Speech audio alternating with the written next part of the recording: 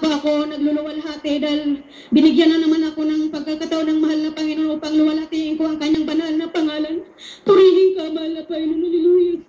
Hallelujah. Bali, tinawag po ako sa karamdaman ko na hallelujah, yung tainga ko po, bali, pabalik-balik po ako sa St. Luke Hospital, year 1995 po. So, bali, ito po walang kagalingan. Nagsawa na po ako ng kainom ng gamot, halos hindi ko mainom. Pabalik-balik, wala po itong kagalingan. Sabi po ng doktor, butas na daw po yung eardrum. Bali, hirap na hirap po akong, dahil parang maingay po lagi, parang sabog po yung yung pangdinig ko. Tapos, masakit na po, masakit yung ulo ko.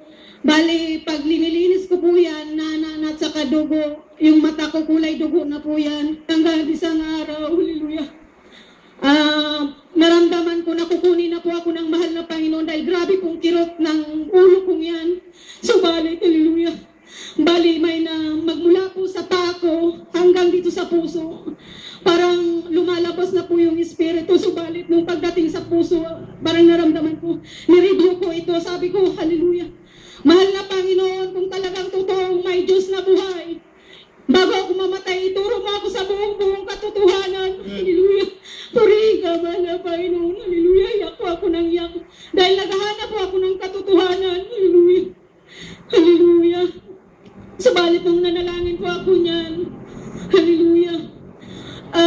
Ang sabi po ni mahal na pastor, kung ikaw walang lunas ang iyong karamdaman, nagbukas po ako ng TV. Pagbukas ko, pagkatapos ko nanalangin, nagbukas ako ng TV.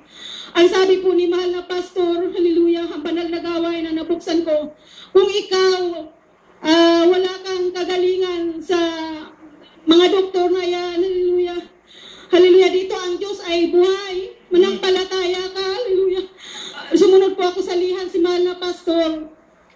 Alam niyo mga minamahal, pagkasabi ko demonyo ng pananakit ng tainga ka, lumayas ka sa pangalan ni Jesus. Sumunod po ako kay mahal na pastor.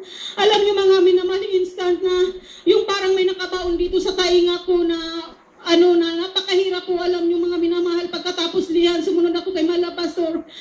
Hallelujah, hallelujah, ay po yan, kumuha ko ng kutumbads, yung parang may nakabara po doon sa tainga ko na masakit. Alam nyo, pagkuha ko po ng instant po na pinagaling po ako, hallelujah, hallelujah, yung parang may bato po na nakabaon doon sa tainga ko nung mga oras na yun. Nagkaroon po ako ng kagalingan sa TV program pa lang. Purihin ka, mahal na Panginoon, hallelujah, hallelujah, hallelujah. Papasalamat po ako sa mahal na Panginoon dahil dati po masama ang ugali ko, hallelujah.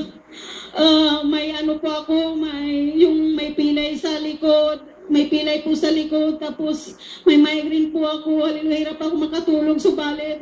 Nung makilala ko ang mahal na Panginoon, lahat po yan, pinagaling po ako ng mahal na Panginoong Jesus, hallelujah. Purihin ka, mahal na Panginoong Jesus, hallelujah. Sa pagpapala naman po, hallelujah. Pinagpala po kami dito sa dako ng Fairview ng mauwian na bahay. Pinagpala. Sa dako po ng Bulacan, pinagpala po kami dyan ng lupa at sa kabahay. Hallelujah. Yan ang pagpapala na nagmumula sa mahal na Panginoong Jesus. Ang lahat